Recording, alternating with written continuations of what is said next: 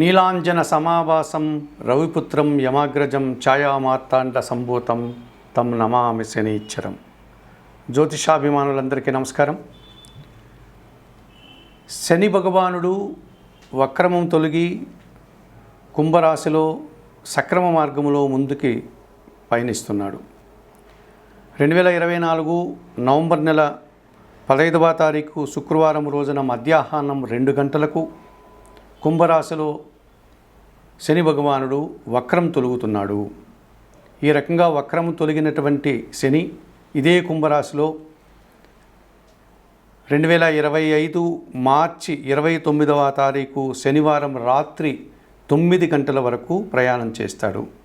ఆ తర్వాత ఆయన కుంభరాశిని వదిలిపెట్టి మీనరాశిలోనికి ప్రవేశిస్తాడు. మరి వక్రం తొలగినటువంటి శని భగవానుడు సక్రమ మార్గంలో ఈ కుంభరాశిలో 4.5 నెలల పాటు ఆయన ప్రయాణం చేస్తున్నాడు కనుక 2024 నవంబర్ 15 నుండి 2025 మార్చి 29 వరకు ఈ 4 నెలల కాలంలో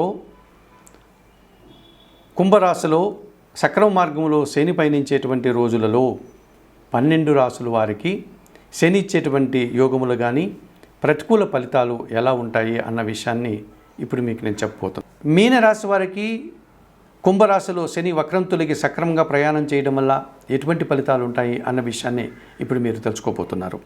2024 నవంబర్ నెల 15వ తారీఖు నుండి 2025 మార్చి నెల 29వ తారీఖు వరకు గల ఈ 4.5 నెలల కాలంలో మీనరాశి వారికి శని వల్ల అనగా శని కుంభరాశిలో ప్రయాణం చేయడం వల్ల శుభ ఫలితాలు ఉన్నాయా లేకపోతే అశుభ ఫలితాలు ఉన్నాయా, ఎటువంటి ఫలితాలను మీరు చూస్తారన్న విషయాన్ని ఇప్పుడు మీరు తెలుసుకోబోతున్నారు.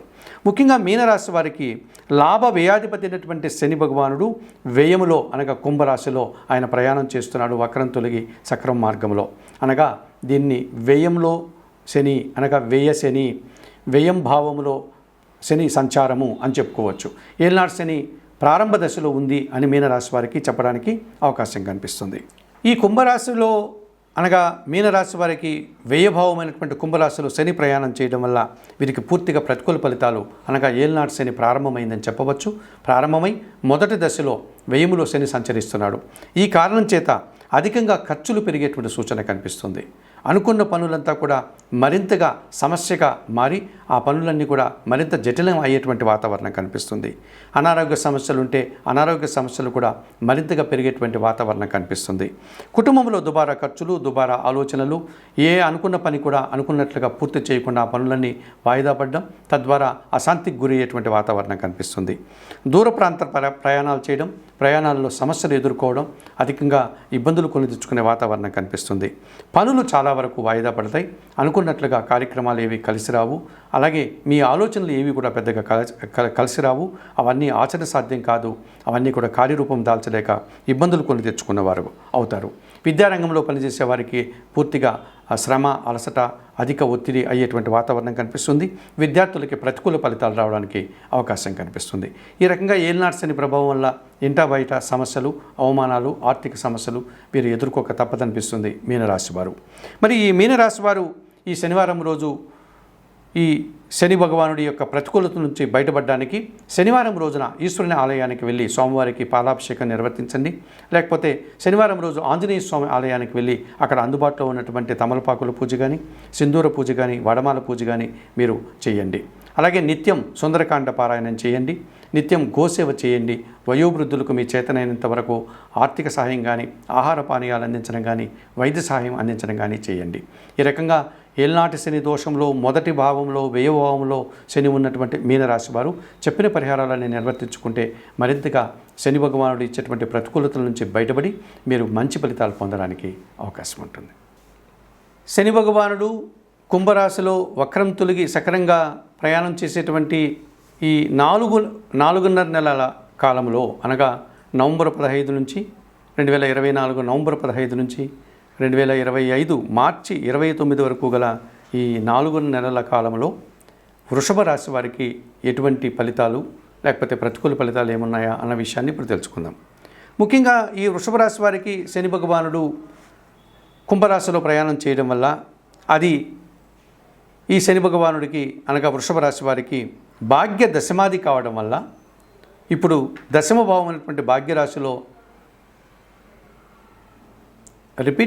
ఇప్పుడు దశమ భావమైనటువంటి కుంభరాశిలో శని ప్రయాణం చేయడం వల్ల అది దశమ భావం కావడం వల్ల ఈ వృషభ రాశి వారికి 50% మాత్రమే శని యోగాలు అనగా శని వల్ల వచ్చేటువంటి లాభాలు అనుకూలతలు కనిపిస్తున్నాయి.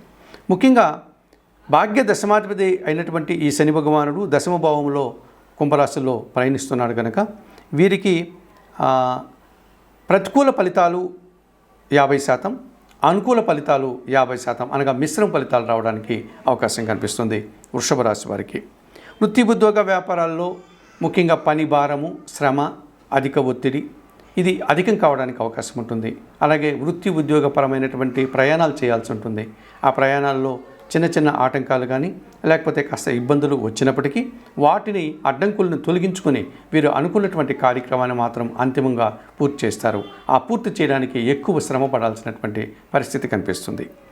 అలాగే వ్యవసాయ రంగంలో పనిచేసే వారికి ఆ ప్రతికూల వాతావరణం అనగా కాలాల్లో వచ్చేటువంటి మార్పుల వల్ల కానీ లేకపోతే అతి వర్షాల వల్ల కానీ లేకపోతే వర్షం లేకపోవడం వల్ల కానీ ఇతరత్ర ఆ పంటలకు సంబంధించినటువంటి ఇబ్బందులు ఆటంకాల వల్ల కానీ వీరు ఎక్కువ శ్రమపడి తక్కువ ఫలితాన్ని పొందేటువంటి పరిస్థితి కనిపిస్తుంది. అనగా వ్యవసాయ రంగంలో పనిచేసేటువంటి రైతులకు కానీ వ్యవసాయ కార్మికులకు కానీ వ్యవసాయ కూలీలకు కానీ 50% మాత్రమే శని యోగం ఉంది అని చెప్పుకోవచ్చు. ఇక కార్మిక, కర్షక, శ్రామిక జీవులందరికీ కూడా 50% సుఫలితాలు ఉంటుంది. వీరందరికీ కూడా శ్రమ అధికంగా ఉంటుంది. ఆ కష్టానికి తగిన ఫలితం మాత్రము వీరు అనుకున్నంతగా కాకుండా 50% మాత్రమే రావడానికి అవకాశం ఉంటుంది. ఇక పనివారితో కాస్త ఇబ్బందులు వచ్చేటువంటి వాతావరణం కనిపిస్తుంది. అనగా మనం పనిచేసేటువంటి కార్యాలయాల్లో కానీ లేకపోతే కుటుంబంలో కానీ మన కింద పనిచేసేటువంటి పనివారి వల్ల ఆ పనివారు సక్రమంగా సమయానికి రాకపోవడం, లేకపోతే వారు ఎక్కువగా సెలవులు తీసుకోవడం, ఆ రకంగా మనల్ని ఇబ్బంది పెట్టడం, లేకపోతే పని సక్రమంగా నిర్వహించకపోవడం వల్ల మనల్ని ఇబ్బంది పెట్టేటువంటి పరిస్థితులు, ఈ విధంగా పనివారితోటి 50% మాత్రమే వారికి అనుకూల ఫలితాలు కనిపిస్తున్నాయి. మరి ఈ పూజలు, దీక్షలు చేసేవారు కూడా వారు అనుకున్నటువంటి కార్యక్రమాలు సక్రమంగా చేయకుండా కాస్త ఇబ్బందులను ఎదుర్కోవడం, లేకపోతే అనారోగ్య సూచనలు, తద్వారా వీరు అతి కష్టం మీద వారు అనుకున్నటువంటి దీక్షలు కానీ తీర్థయాత్రలు కానీ దైవ దర్శనాలు కానీ కష్టం మీద పూర్తి చేసుకున్నటువంటి వాతావరణం కనిపిస్తుంది. మరి ఈ రకంగా వృషభ రాశి వారికి దశమ భావంలో కుంభరాశిలో శని ప్రయాణం చేయడం వల్ల 50% మాత్రమే సుఫలితాలు, 50% మాత్రమే ప్రతికూల ఫలితాలు ఉన్నాయి కనుక తప్పనిసరిగా వీరందరూ కూడా పరమేశ్వరునికి పూజలు నిర్వర్తించడం, అలాగే ఆంజనేయ స్వామిని శనివారం రోజు దర్శించుకోవడం, సుందరకాండ పారాయణం చేయడం, ఆంజనేయ స్వామికి తమలపాకులు పూజ లాంటిది నిర్వర్తించడం, లేకపోతే పరమేశ్వరుని యొక్క శివలింగానికి పాలాభిషేకం నిర్వర్తించడం, ఇలాంటి పనులన్నీ చేయడం వల్ల మరింతగా మంచి ఫలితాలు రావడానికి అవకాశం ఉంటుంది.